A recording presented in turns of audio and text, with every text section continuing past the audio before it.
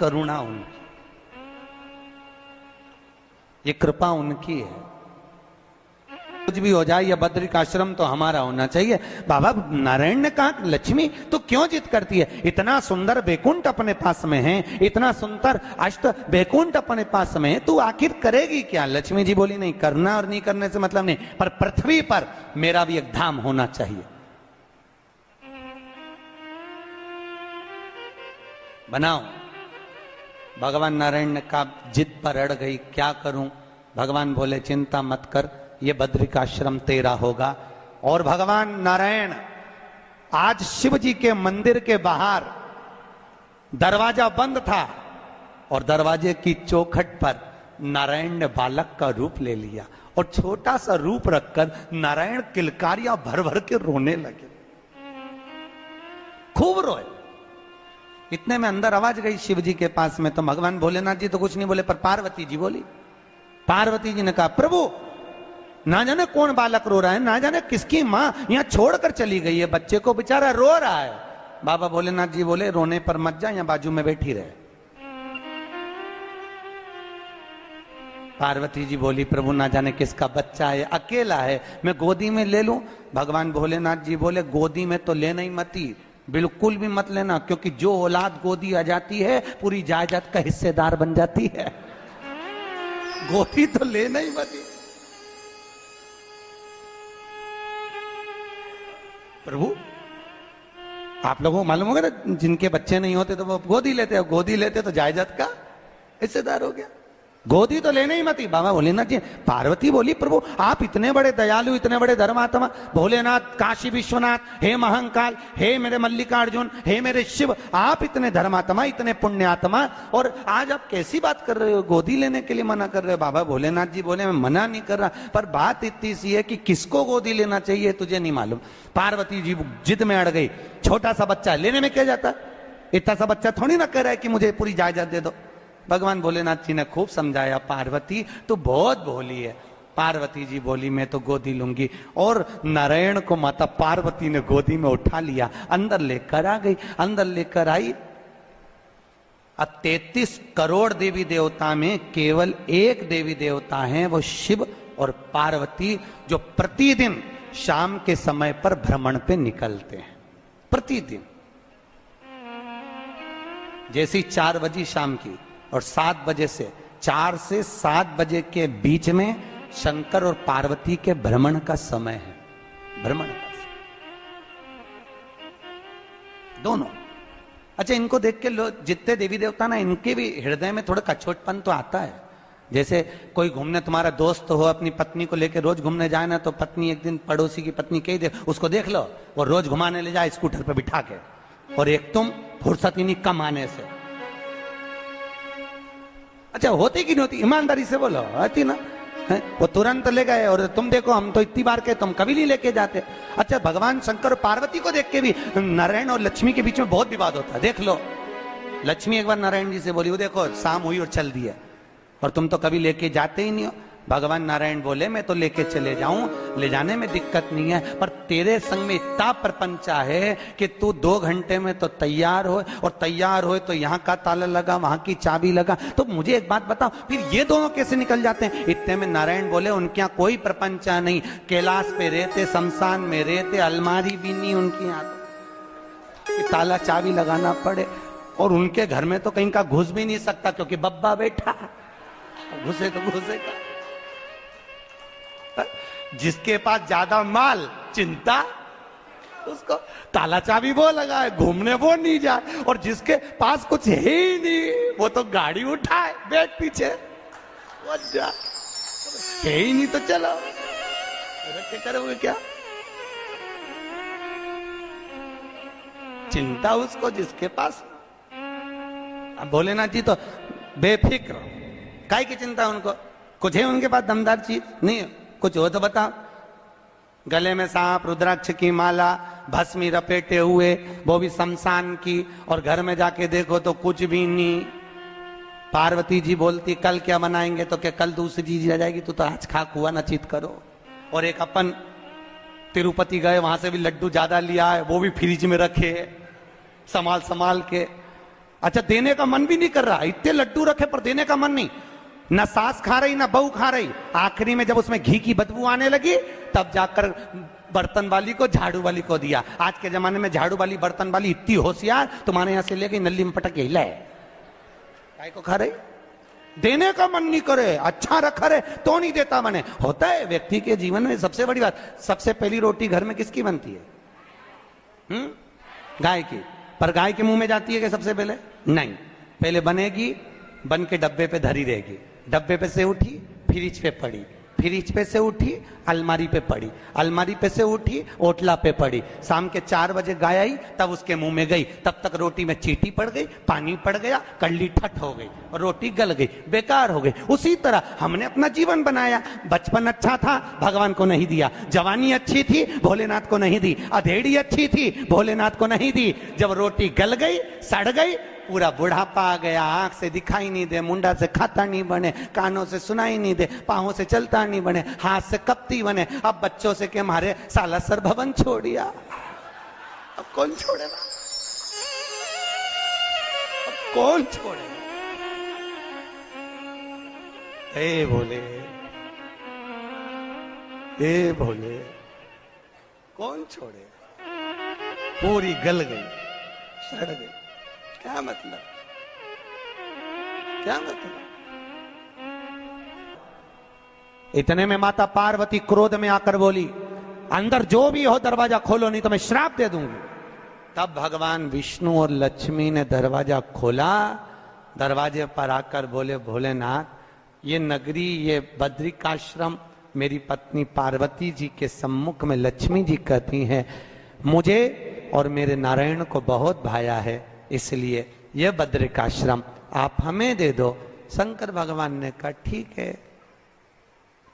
पार्वती जी ने शिव जी को देखा और कहा, अपना घर अपन इनको दे दे। भोलेनाथ जी बोले, मैं पहले ही बोला था गोदी मत ले, अब लिया है तो दे।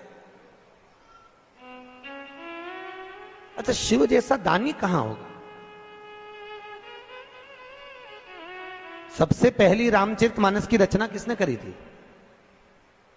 बोलो तो, किसने करी? सबसे पहली रामचरितमानस की रचना शंकर भगवान ने करी, बाबा भोलेनाथ जी। 100 करोड़ श्लोक थे उसमें, 33 करोड़ मनुष्य को, 33 करोड़ देवता को और 33 करोड़ श्लोक राक्षसों को बांटे थे बाबा शंकर ने। थोड़ी देर बाद मनुष्य देवता राक्षस फिर आ गए थे, प्रभु इतनी बड़ी रामचरितमानस की रचना आपने करी है और इसमें से 1 करोड़ श्लोक आपके पास में रहेगा, ये हमको और दे दो। भगवान ने कहा ले जाओ 33 लाख और ले जाओ। थोड़ी देर बाद मनुष्य देवता राक्षस फिर आ गए, क्योंकि शिव जी के पास 1000 श्लोक रह गए। भोलेनाथ 1000 श्लोक आपके पास में हैं। शिव जी ने कहा ले जाओ 33 और ले जाओ। शिव जी के पास 100 श्लोक रह गए। मनुष्य देवता राक्षस फिर आ गए, भोलेनाथ 100 श्लोक आपके पास में। भोलेनाथ जी ने कहा ले जाओ 33 और ले जाओ। शिव जी के पास 1 श्लोक रह गया। मनुष्य देवता राक्षस फिर बोले, भोलेनाथ 1 श्लोक आपके पास में, ये हमें दे दो। शंकर भगवान ने कहा लेने वाले 3 श्लोक 1 करूं क्या? शंकर भगवान ने 1 श्लोक को बांटा तो वह अनुष्टुप छंद का श्लोक था, भगवान शंकर ने तोड़ दिया। अनुष्टुप छंद में संस्कृत के 32 अक्षर होते हैं, 10-10 अक्षर शिव जी ने तीनों को दे दिए। शंकर जी के पास 2 अक्षर रह गए। मनुष्य देवता राक्षस फिर आकर बोले, भोलेनाथ ये 2 अक्षर हमको दे दो। शिव जी ने कहा पूरी रामायण तुमको दे दी, रामचरितमानस तुमको दे दी, पर ये 2 अक्षर नहीं दूंगा। मत दो, पर बताओ तो भोलेनाथ, आपने दुनिया को सब कुछ दिया, अपने पास क्या रख लिया? शंकर जी ने कहा एक रा, दूसरा म, राम मैंने अपने पास रखा, बाकी का सब दुनिया को दे दिया। सब राम मेरे पास में, और राम के सिवा कुछ भी नहीं मेरे पास, केवल राम।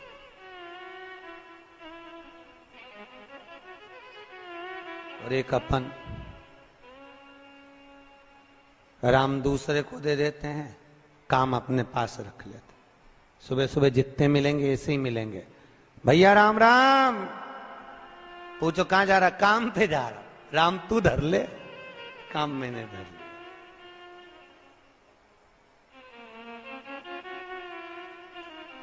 और भगवान ने राम अपने पास रखा और सारी दुनिया को काम से लगा दिया। लगेगा। राम अपने पास है।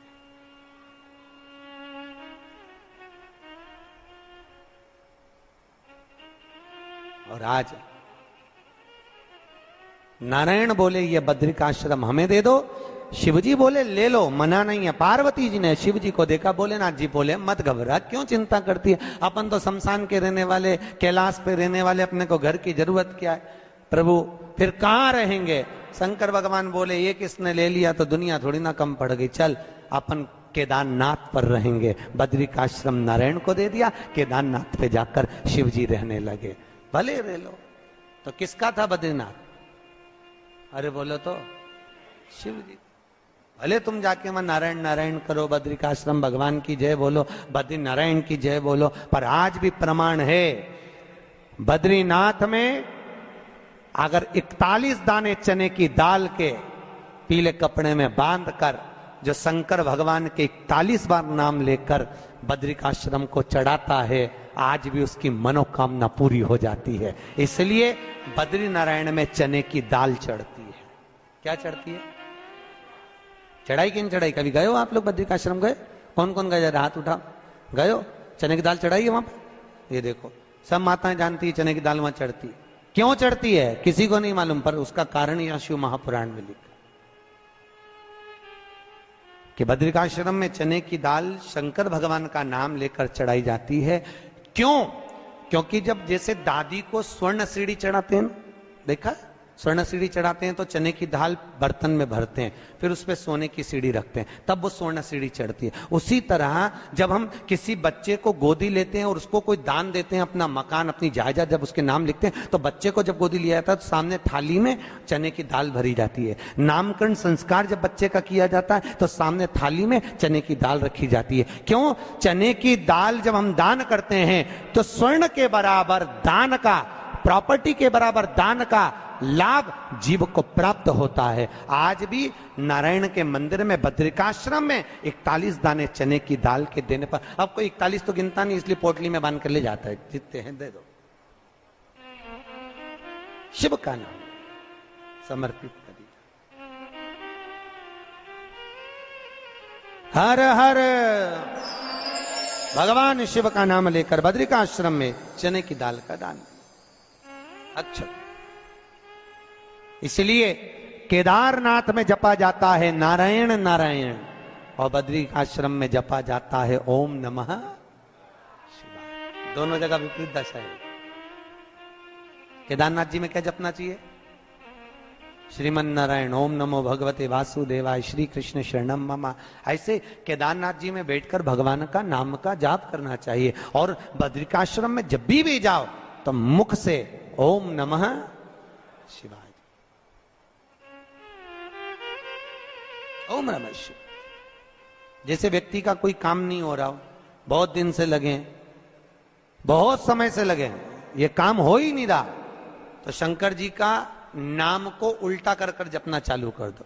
नमः शिवाय ओम। सीधा नाम क्या है? ओम नमः शिवाय। शिवाय नमः ओम।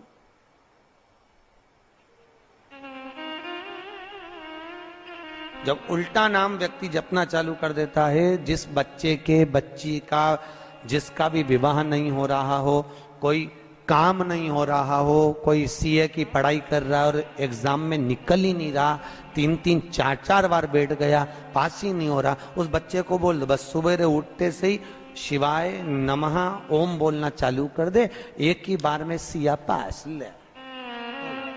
कहा करत बा, जॉब नहीं लग रहा, जब उल्टा उल्टा जप ले।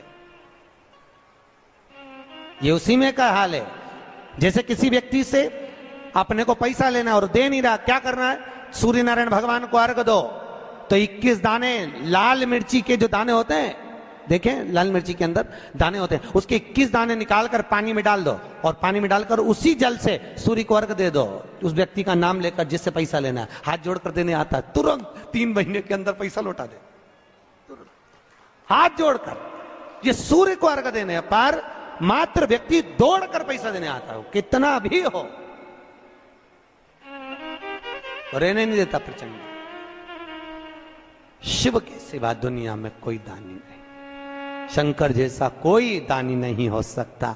स्वयं कैलाश पर रहता है और दुनिया को लखपति करोड़पति आनंदपति बनाकर भेज देता है। जो आप लोग लक्ष्मी जी के साथ कुबेर जी की पूजन करते हो ना, कौन है ये कुबेर जिसकी पूजन करते हो दिवाली पे? कौन है? एक चोर भगवान शिव के मंदिर में चोरी करने के लिए गया और उसके पास में रात्रि के समय देखने के लिए, उजाला करने के लिए, कोई प्रकाश करने के लिए कोई मशाल या अग्नि नहीं थी।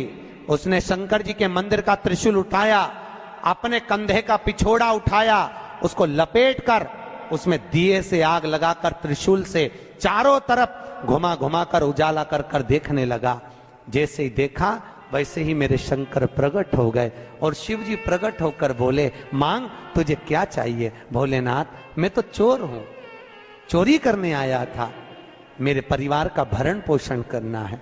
भोलेनाथ जी बोले, आज शिवरात्रि के दिन तूने रात्रि के समय पर मध्य रात्रि में मेरे मंदिर में प्रकाश करा है, इसलिए मैं तुझे वर देता हूं, जा कुबेर के सिंहासन पर तू बैठेगा। और भगवान शंकर ने कुबेर को नीचे उतार दिया और या चोटे को कुबेर बना दिया। सोचो कितना दयालु होगा, चोर को कुबेर बना दिया। जिस कुबेर की तुम पूजन करते हो ये चोट्टा है, चोर है।